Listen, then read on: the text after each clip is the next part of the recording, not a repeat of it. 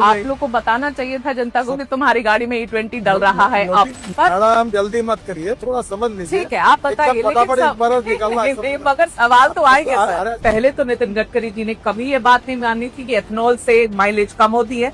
जब हरदीप पुरी जी ने ये बात मानी तब उन्होंने मानी। ब्लेंडेड पेट्रोल जब यूज कर रहे हैं तो माइलेज कम होगी कि नहीं, बस इतना ही पूछा मैंने। आप गलत बोलती हो, फिर समझो। देश की जनता अभी सीरियसली कंफ्यूज है कि नितिन गडकरी जी के पास पेट्रोलियम का कारभार है कि इनके पास ट्रांसपोर्ट का डिपार्टमेंट है। आप एथेनॉल के ब्रांड एम्बेसडर बन के बैठे हुए।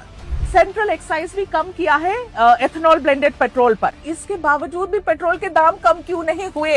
ये सब सवाल आप पेट्रोलियम मिनिस्टर को पूछो। ये बढ़िया है। अभी आप देखो, आप क्या करती है? हाँ। आप तबला रग्गा बजाती है। अरे क्या तबला बजाती हो? आप अभी मुझे पूछ रहे हैं कि तुम पेट्रोलियम मंत्री हो, ये भी तुम बोलोगे? सर जो प्योर पेट्रोल है XP 170 रुपीज पर लीटर, 170 रुपए प्रति लीटर, सर कौन भराएगा गाड़ी में, बताओ।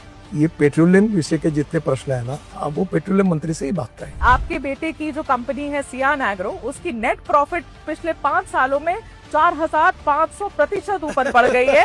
इतने 1000 करोड़ की आप बना देते हैं हाईवे, और आपने एकदम बेस्ट टेक्नोलॉजी, बेस्ट मटेरियल, पहली बारिश घंटा हो जाता है, फिर आप कहेंगे कि सवाल पूछो तो गलत है।